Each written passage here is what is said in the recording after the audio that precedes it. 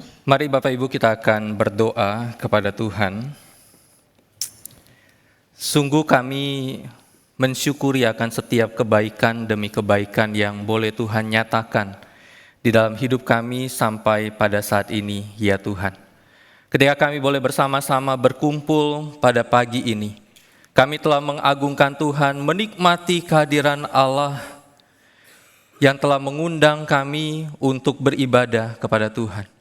Dan sebentar lagi kami akan menikmati kehadiran Allah melalui kebenaran firman-Mu. Berbicaralah kepada setiap kami ya Tuhan, dan biarlah Allah Roh Kudus memampukan kami untuk memahami, menghidupi firman Tuhan di dalam panggilan kami sebagai anak-anak Tuhan. Di dalam nama Tuhan Yesus kami berdoa dan bersyukur. Amin. Shalom Bapak yang kasih dalam Tuhan. Senang sekali kita hari ini bisa kembali bersama-sama merenungkan firman Tuhan. Kita akan baca bersama-sama satu ayat, yaitu di dalam Kisah Rasul pasal yang ke-16 ayat yang ke-31. Kita akan baca satu ayat firman Tuhan ini, 1, 2, 3. Jawab mereka, percayalah kepada Tuhan Yesus dan engkau akan selamat, engkau dan seisi rumahmu.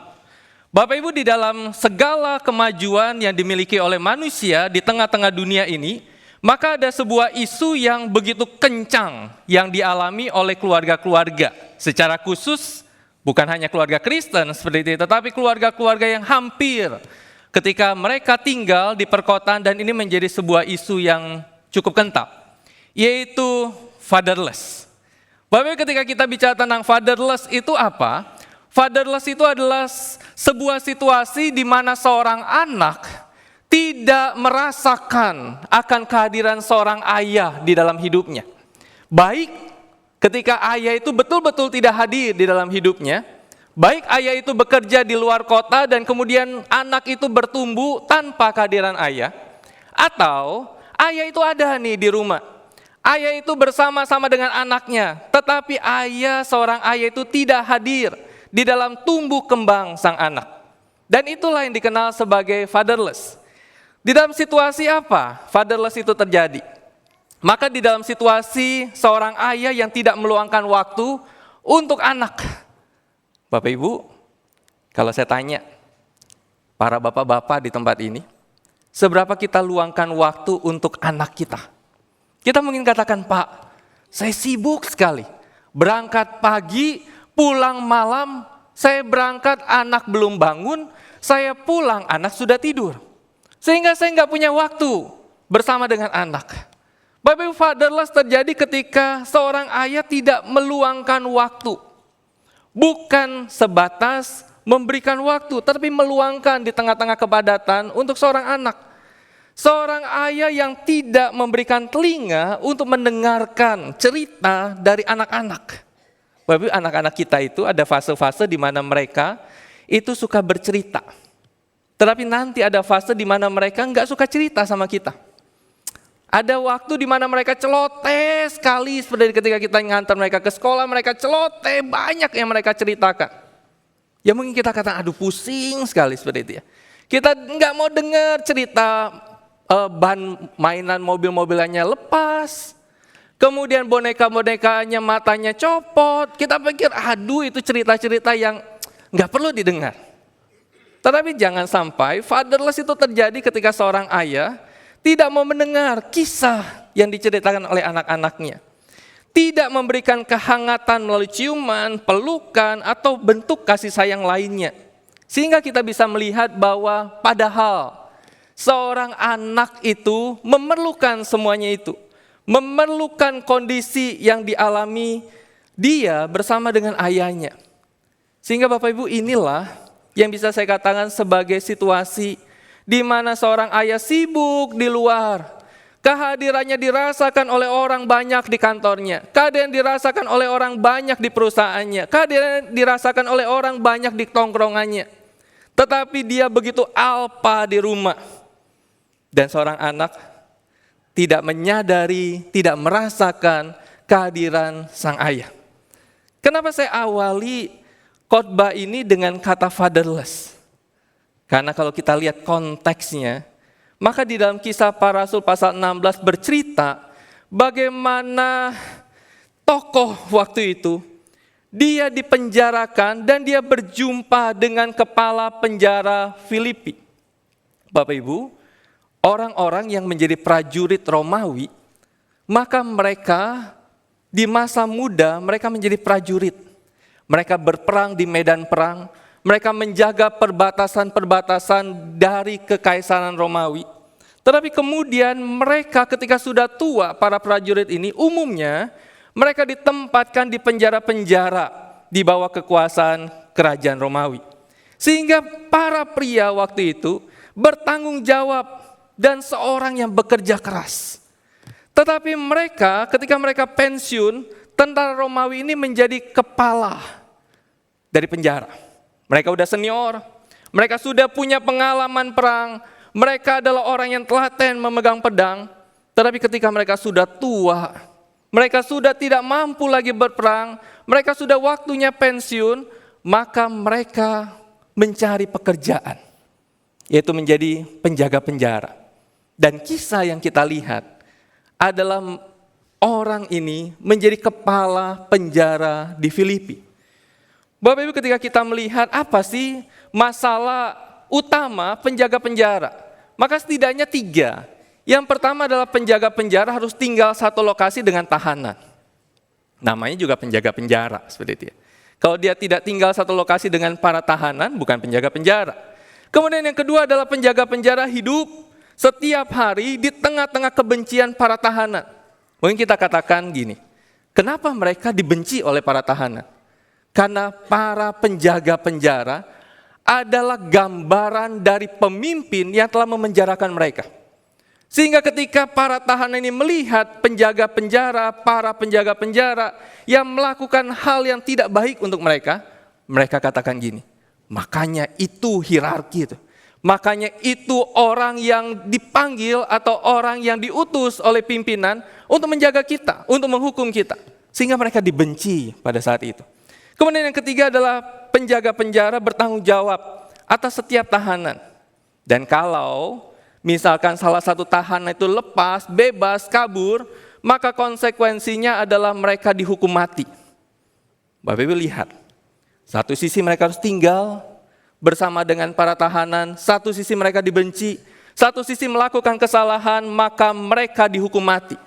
Sehingga kita bisa melihat bahwa inilah yang terjadi.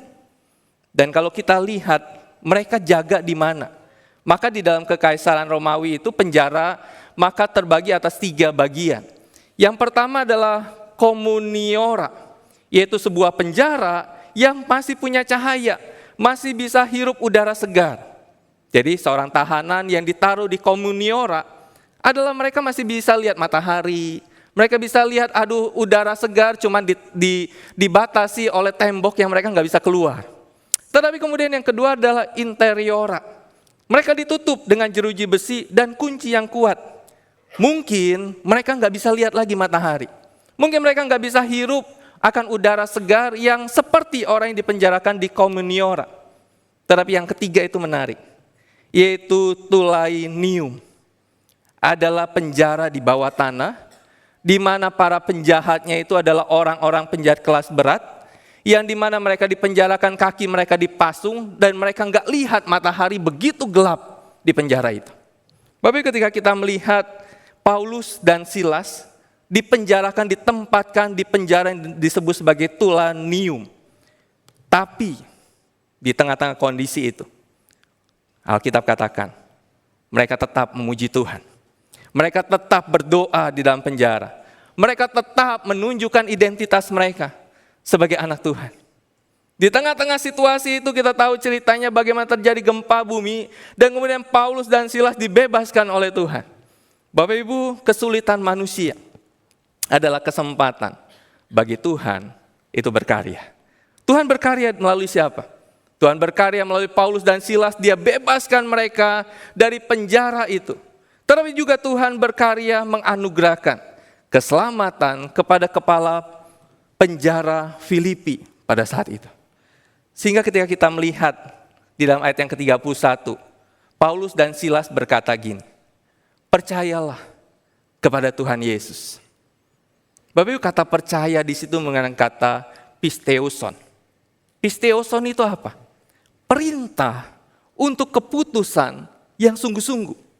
Sehingga ketika Paulus dan Silas berkata, kamu apa yang harus aku lakukan? Maka Paulus dan Silas berkata, percayalah. Ini sebagai sebuah perintah untuk sebuah keputusan yang sungguh-sungguh. Keputusan untuk apa? Keputusan untuk kamu menyerahkan seluruh hidupmu kepada Tuhan Yesus. Engkau dulu ketika engkau muda sampai engkau tua, engkau sudah menyerahkan seluruh hidupmu kepada kekaisaran Romawi. Engkau menjadi prajurit yang baik, engkau menjadi prajurit yang militan. Tetapi kemudian saatnya kini, Paulus dan Silas berkata, engkau menyerahkan seluruh hidupmu kepada Tuhan Yesus. Bapak Ibu beriman sepenuhnya kepada Tuhan Yesus. Mungkin engkau sebagai orang yang hidupnya tidak mengenal Tuhan, hidupnya penyembah berhala, hidupnya jauh dari Tuhan, hidupnya sebagai orang berdosa. Tetapi ketika engkau tanya, apa yang harus aku lakukan? Engkau harus beriman sepenuhnya pada Tuhan Yesus. Bapak Ibu percaya sepenuhnya bahwa Tuhan Yesus adalah Tuhan dan Juru Selamat pribadimu. Maka engkau akan selamat. Bapak Ibu, kata selamat itu berarti menerima keselamatan yang kekal. Dari seorang kepala penjara yang berpikir, mati aku akan dihukum mati karena para tahanan ini mereka akan melarikan diri dan aku gak bisa untuk memasukkan mereka lagi ke tahanan. Tetapi Paulus dan Silas berkata, kamu gak harus bunuh diri karena peristiwa ini. Tetapi karena peristiwa ini kamu menerima keselamatan yang kekal itu. Kau mengalami pendamaian dengan Allah itu. Kau mengalami penerimaan jaminan kehidupan yang kekal itu daripada Tuhan. Sehingga Bapak Ibu percaya, maka engkau akan selamat. Adalah sebuah berita yang disampaikan oleh Paulus dan Silas kepada seorang pria tua yang hidupnya hanya tahu bagaimana mengabdi, yang hidupnya hanya tahu bagaimana bekerja, yang hidupnya hanya tahu untuk memenuhi kebutuhan keluarganya. Tetapi pada saat itu Paulus dan Silas berkata, hidupmu bukan hanya sebatas sebagai ayah yang baik. Hidupmu bukan hanya sebatas sebagai ayah yang peduli dengan keluargamu, bekerja keras untuk keluargamu. Tetapi hidupmu adalah hidup untuk menerima keselamatan daripada Tuhan di dalam hidup yang engkau jalani. Sehingga Bapak Ibu kepala penjara percaya dan menjadi orang yang diselamatkan oleh Tuhan Yesus. Poin pertama yang bisa kita pelajari, kita baca sama-sama ya. 1, 2, 3. Penting bagi saya untuk menerima keselamatan yang Tuhan Yesus anugerahkan pada saya. Bapak Ibu, bagaimana kita bisa menularkan iman kita kepada anak, kepada orang yang ada di keluarga kita, kalau kita tidak terlebih dahulu menerima anugerah keselamatan itu dari Tuhan. Kemarin saya bimbing satu pasang suami istri yang akan baptis anak. Saya katakan gini, seorang orang tua yang akan baptis anak bukan hanya sebatas bawa anak ke gereja, dibaptiskan dalam hanya 5 menit, dan kemudian merasa bebas dan berkata, puji Tuhan anak saya sudah dibaptis. Saya katakan enggak. Jadi orang tua yang membaptiskan anaknya adalah jadi orang tua yang harus mengenal terlebih dahulu Tuhan yang akan menerima baptisan anakmu itu. Jadi orang tua yang harus percaya terlebih dahulu kepada Tuhan, menerima keselamatan itu dari Tuhan. Sehingga dengan itu ketika engkau membaptis anakmu dan setelah anakmu menjadi anak yang sudah dibaptis, maka engkau bisa bimbing dia seperti engkau dibimbing oleh Tuhan di dalam perjalanan imanmu. Mustahil saya katakan.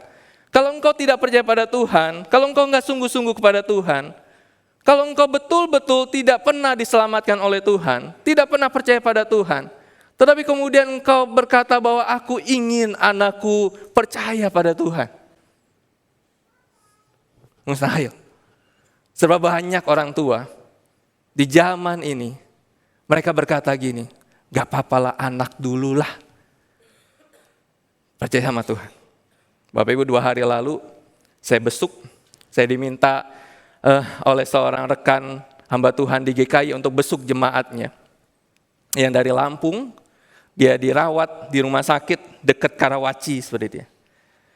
Di dalam obrolan saya ketemu dengan seorang bapak yang bukan Kristen.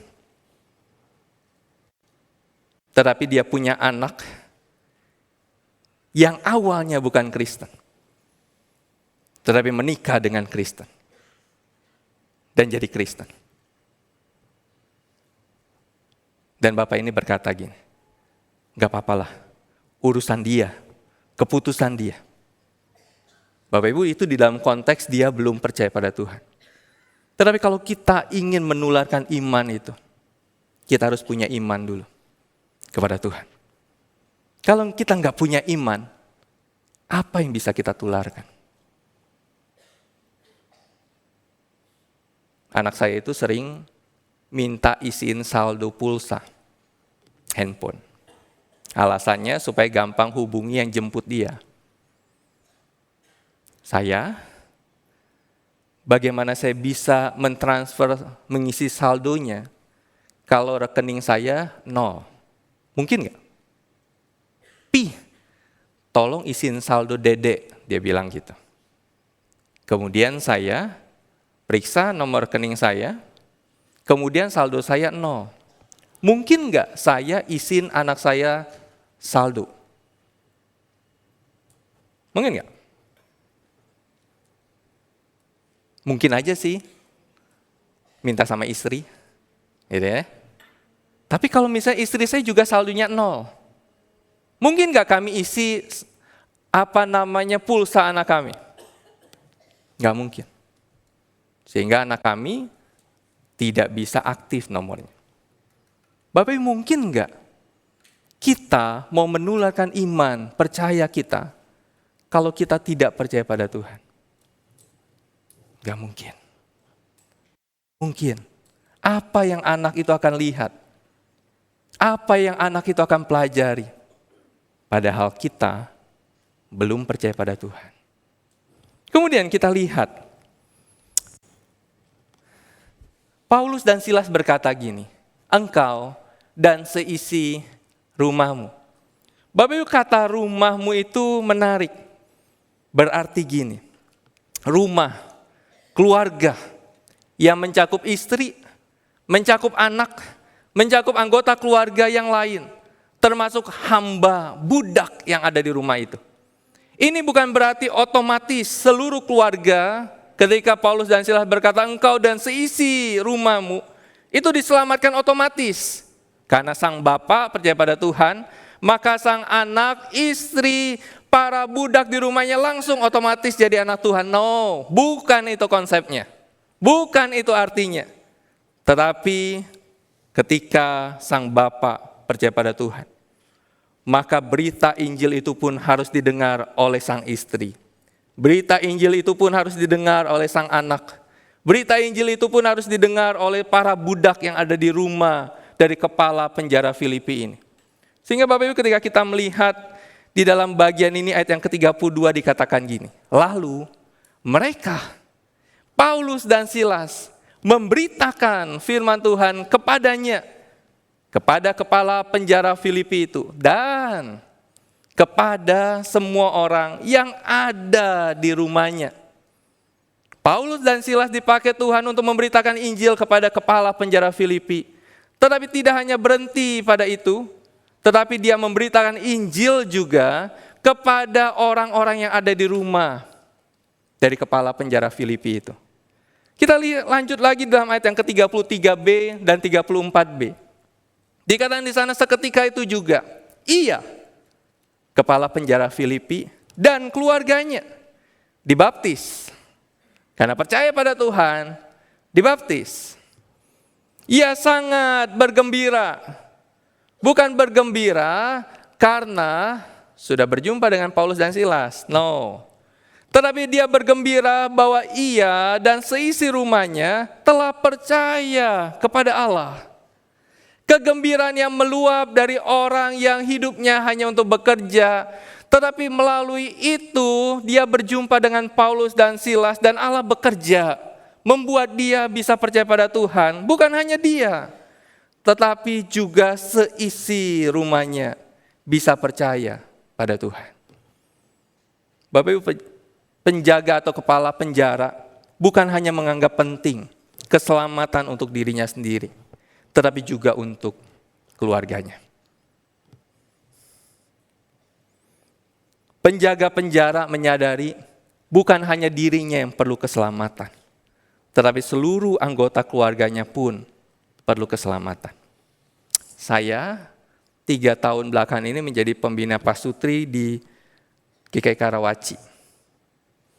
Bapak Ibu, banyak sekali kisah-kisah yang kami temui bagaimana para orang tua itu berpikir seperti ini. Nanti aja anak kalau udah besar ambil keputusan sendiri. Dia mau ikut Tuhan, puji Tuhan. Kalau dia mau pindah agama, ikut agama suami juga puji Tuhan. Jangan paksa supaya dia percaya sama Tuhan. Biar dia ambil keputusan sendiri nanti kalau dia udah dewasa. Betul atau enggak? Kalau Bapak Ibu punya anak, apakah boleh punya konsep, enggak apa-apa nanti anak kalau sudah dewasa dia ambil keputusan. Enggak apa-apa sekarang saya bawa dia sekolah minggu, bawa dia remaja. Enggak perlu sampaikan tentang pentingnya percaya pada Tuhan. Nanti kalau dia udah dewasa, tinggal keputusan. Dia percaya pada Tuhan atau tidak. Betul atau tidak? Enggak. Kepala penjara tidak punya konsep itu. Ketika dia menerima keselamatan dari Tuhan, ketika dia percaya kepada Tuhan, dia berkata bukan hanya aku, Paulus dan Silas yang harus percaya. Masih banyak di rumahku, istriku, anak-anakku, para budakku pun perlu mendengar Injil. Dan ayo ke rumahku dan beritakan Injil pada mereka. Dan ketika mereka memberitakan Injil, mereka percaya. Bapak Ibu, ketika kita melihat akan hal ini, maka kita mungkin bertanya gini. Ibu-ibu mungkin berkata gini, tugas memberitakan Injil berarti tugas sang ayah aja. Tugas suami aja memberitakan Injil. Kenapa? Karena suami itu kepala keluarga. Apakah hanya tugas para suami untuk peduli tentang menularkan iman itu? Dengan kata lain, apakah para istri nggak punya tugas untuk menularkan iman? Dengan kata lain, apakah para istri tidak punya tugas untuk menyadari keselamatannya dan kemudian dia membagikan keselamatan itu pada anak-anak? Maka kita diingatkan akan kitab Kejadian. Bapak Ibu, di dalam kitab Kejadian dikatakan, Kejadian 2 ayat 18, seorang perempuan diciptakan oleh Tuhan menjadi penolong yang sepadan.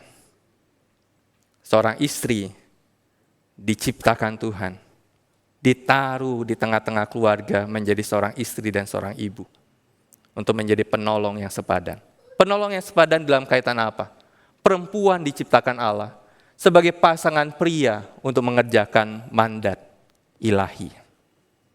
Jadi, tugas untuk menularkan iman, membagikan iman bukan hanya tugas para suami. Memang konteks di dalam kisah para rasul tadi ceritanya hanya suami. Tetapi bukan berarti para istri tidak punya tugas. Tidak punya mandat ilahi untuk memberitakan Injil kepada anak. Bapak Ibu, ketika kita berpikir tentang hal ini, kita mungkin katakan gini, saya sudah percaya dan menerima keselamatan dari Tuhan Yesus. Pertanyaan adalah apakah pasangan saya, anak saya, mertua saya, mbak saya, neni saya, sudah percaya dan diselamatkan juga oleh Tuhan. Bapak Ibu, saya dibesarkan di dalam sebuah keluarga yang dimana saya kehilangan papa saya umur 9 tahun. Sehingga papa saya secara fisik setelah umur saya 9 tahun sudah nggak ada. Karena dia meninggal. Sehingga mulai dari 9 tahun sampai dengan anggap saya menikah 29 tahun, berarti 20 tahun, saya hidup bersama dengan mama saya. Bapak Ibu, mama saya itu lulusan SD. Penjual kemplang, kalau orang Palembang tahu kemplang, waktu di Lahat itu mama saya buat adonan, dia jemur, dia panggang di bara api yang menyala. Dia orang sederhana. Tetapi suatu hari, dia mengalami pertobatan di dalam Tuhan. Sehingga mama saya setelah itu di setiap jam 9 pagi dia pasti masuk ke kamar baca Alkitab berdoa. Di dalam setiap kegiatan-kegiatan gereja dia pasti ikut. Di dalam doa puasa dia ikut. Dan saya lihat teladan itu. Dan dia selalu berdoa kepada Tuhan, Tuhan, kalau Tuhan mau, Tuhan bisa panggil, pakai anak cucu saya untuk jadi hamba Tuhan. Dia terus doakan kami, supaya kami menjadi orang-orang yang percaya kepada Tuhan. Bapak Ibu, saya bukan orang yang bertumbuh sebagai orang yang baik. Enggak. Tetapi mama saya terus berkata, Ron, saya itu Mandarinnya Xian Kuo. Dipanggilnya Ento. Dari nama kecil saya Ento seperti itu. Jadi mama saya selalu bilang, Ento ke gereja. Saya bukan orang yang rajin ke gereja. Mama saya selalu bilang, Ento latihan, datang ke gereja, aktif, doa. Dan dia terus arahkan itu kepada saya. Bapak Ibu, 2012 saya menikah. Dan saya punya seorang istri dan seorang anak laki-laki. Anak saya kelas 7, tahun ini naik kelas 8. Bapak Ibu punya anak laki-laki itu susah-susah gampang. Betul nggak ya? Kadang diserupai kegantengannya seperti ayahnya, seperti itu ya. Kepintarannya seperti ibunya. Tetapi saya, sejak kami pindah ke GKI Karawaci di usia dia 6 bulan. Saya selalu boyong istri dan anak saya di gereja.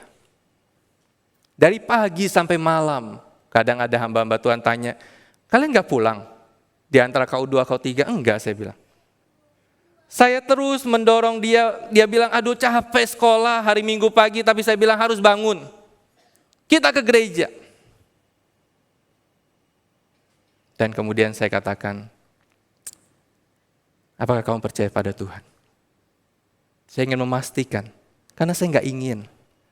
Saya nanti, ketika saya meninggal, saya ada di dalam surga. Terus pertanyaannya adalah, anak saya ada di surga atau enggak? Saya mungkin bisa cukupi segala kebutuhan anak saya. Kami bekerja dengan keras, saya melayani dengan keras. Tapi pertanyaan adalah nanti kalau saya udah di surga, istri saya di surga, pertanyaan adalah anak saya itu di surga atau di neraka? Apakah saya sering kali untuk mengkonfirmasi keselamatannya di dalam Tuhan? Bapak Ibu, kita enggak selamanya sama-sama anak kita. Tetapi Tuhan selalu sama-sama dengan dia. Pertanyaan adalah, kalau kita punya anak, apa kita memastikan memberitakan Injil sama dia? Supaya kita punya keyakinan dia bisa percaya pada Tuhan. Kita mungkin katakan, dia masih kecil sih Pak, belum percaya, belum mengerti. Tapi anak kecil pun bisa bertobat. Anak kecil pun bisa percaya sama Tuhan. Amin. Anak kita yang masih kecil, yang mungkin belum bisa baca, tapi kalau Tuhan lawat dia, sentuh dia, bisa percaya sama Tuhan. Dan menerima keselamatan dari Tuhan. Sehingga poin yang kedua, kita baca sama-sama. 1, 2, 3. Penting untuk membagikan iman kita, agar makin banyak komunitas orang percaya yang menyatakan kemuliaan Allah dalam dunia yang berdosa, dan saya tambah dengan 1 kalimat. Supaya nanti dalam kekekalan kita berjumpa dengan keluarga kita. Dan bersama-sama menikmati sukacita di surga itu. Bapak Ibu, ada sebuah lagu. Milikmu Tuhan, Bapak Ibu tahu lagu ini? Siapa tahu lagu ini? Wah, kalau nggak tahu saya nyanyi sendiri nih. Kita dengar dulu ya musiknya. Nggak apa-apa, tayangkan.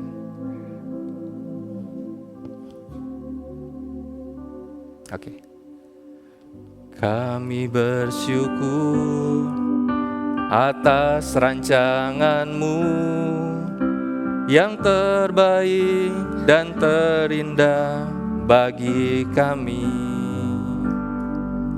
Kau memberkati kehidupan kami, melimpah dengan kasih dan anugerah.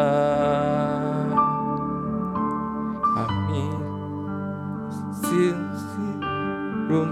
hati untuk terus memuji, menyembah-Mu, Yesus Tuhan, hingga akhir, bahkan keturunan kami, hidup kami milik-Mu ya Tuhan. Bapak Ibu, pujian ini dikatakan gini, hingga akhir, sampai keturunan kami, hidup kami milik Tuhan.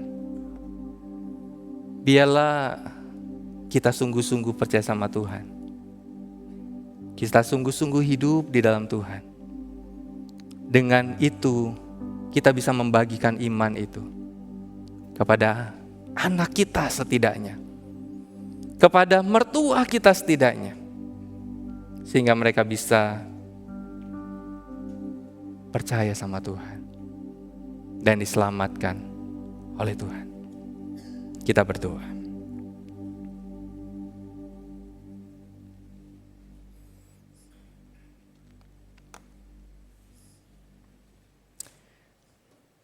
Sungguh kami bersyukur kepada-Mu ya Tuhan. Kami terus menyadari bahwa hidup kami adalah hidup yang banyak sekali tuntutan. Banyak sekali hal yang harus kami kerjakan. Kami merasa dunia ini adalah akhir dalam perjalanan hidup kami. Sehingga kami mengorbankan banyak hal supaya kami bisa terus bertahan di dunia ini. Tetapi terkadang kami lupa, dunia ini sementara. Tetapi kekekalan itu adalah kekal. Karena itu Tuhan, biarlah setiap kami para orang tua yang hadir saat ini, mereka sungguh-sungguh menyadari bahwa mereka harus melihat kedalaman hati mereka, harus percaya kepada Tuhan, harus menerima Kristus sebagai Tuhan dan Juru Selamat. Dan mereka juga harus menggumulkan pentingnya anak-anak yang Tuhan percayakan. Pentingnya istri, pentingnya suami, pentingnya mertua, orang tua, orang-orang yang tinggal di rumah mereka setidaknya, untuk mendengar Injil, percaya kepada Kristus, dan diselamatkan oleh Tuhan. Tuhan, terima kasih untuk waktu ini. Di dalam nama Tuhan Yesus kami berdoa dan bersyukur. Amin.